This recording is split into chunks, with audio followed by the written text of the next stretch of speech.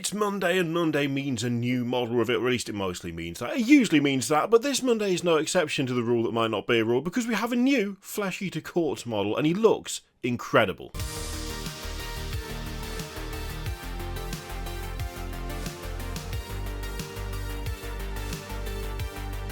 I think it's safe to say that at this point I've just completely forgotten how to do both intros and outros, which is a real problem when you're making videos, because you kind of need those to bookend the whole video bit, but it's probably not going to get any better. You're just going to have to get used to it, although if you're not used to it by now, then I mean really you probably should just be used to it by now. Anyway, there is a new and crucial duty that is being bestowed with great honour upon the Summer King's most mighty and chivalrous kinsfolk. I love the Flesh Eater Courts. I love the way that there's still all of this like kind of knightly chivalric stuff going on, but then you look at the models and they are undead freaks, like absolute monstrosities, and they are horrific to look at, but they still have this whole, like, I don't know, this whole, like, knightly order thing going on. It's really cool. Anyway, so, there's a new lad in town. He's the Aberrant Gore-Warden. I'll be honest, that's not my favourite. It's not my favourite name they've come up with. They do some silly names. I think it's fair to say that in a few cases, we love the silly names they come up with. We love how silly Games Workshop can be. But also, I don't know whether it's a saturation thing, whether maybe occasionally I see a silly name, and instead of going, it's silly, but I like it, a little part of me goes, alright. I feel like that might be one of those, to be honest. Anyway, the aforementioned Aberrant Gore-Warden, and he looks like this. And you know what? Silly name aside, that's actually pretty cool. That's actually a pretty cool model. I do like that a lot. Oh man, okay, so we've got like, it's not a tactical rock. It's not a tactical rock. It is a broken statue, and it is helped significantly by the poor, mangled, dismembered body that has been hung off one part of the rope and tied on using a different part of the rope. Absolutely horrific. Love that. I really like the pose. The wings look really cool, although good luck transporting that. Not quite as bad as Fulgrim, let's be honest, but that is not an easy to transport pose. But then again, there's a lot of like presence and personality going on here. There's a lot of like, there's something about it that is really extra creepy, but I can't really work out what it is. I think it's probably, the face is horrific. Massive, gigantic fangs, the kind of like bat-like ears. The eyes are devoid of life in a really cool way. All framed by, I mean, it looks kind of like, are those ribs like still attached to bits of like spine or whatever?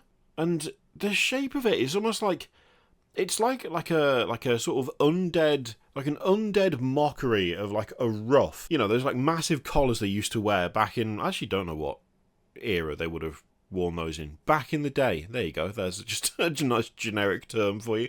It really feels like that. I wonder if that's intentional. It probably is. The bit of cloth going over the shoulder and across the arm looks really, really good. The belt just covered in keys. For some reason, that guy, that creature, holding keys, there's something really off-putting about that in a good way. I think it's because it's something that speaks of an intelligence and a need for what is a fairly normal everyday item from something that is standing on a ruined statue that's got a corpse hanging off it, and the thing standing on said ruined statue is also a horrible monstrosity with wings, fangs, bat ears, like flesh-ripping claws. It's like both somehow muscular and like almost emaciated at the same time. Like the legs look like super muscular, but the torso is relatively thin in comparison, at least from this angle. That's the impression that it gives. There's something very off-putting about that, and I really, really like it. That's really cool. That is a great looking model, and that's like the immediate impact, the instant impact from just seeing that pose. I don't know. That's pretty good. That's pretty good. I really want to know what these rings are about. So the Gore-Wardens hold symbolic rings of keys. The keys to the kingdom. That's kind of cool. That's interesting. That's a lot of keys for, mind you, I suppose, if you got a key for every house, I don't know whether that's what they were going for, but whatever, which represent their court-appointed authority over the gates to their lord's blessed lands. Okay, that's fun.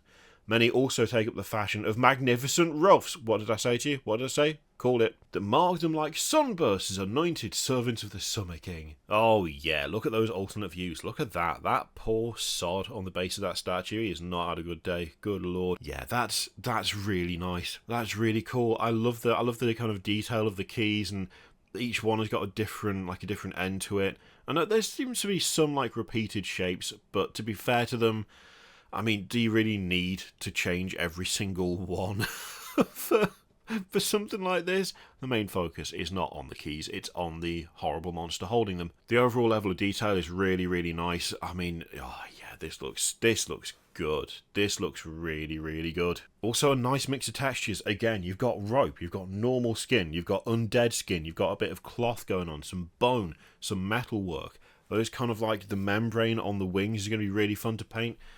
Yeah, this is nice. I've got to say, that is a good looking lad. That is a good looking lad right there. Really like that a lot. I feel like there's not been many new Flesh Eater Court models for the last however long, but the ones they have shown off have been pretty uniformly like well received and just really nice sculpts. So yeah, continuing the trend with this lad. So there you go, the Aberrant Gore-Warden. Absolutely quality model. Love it.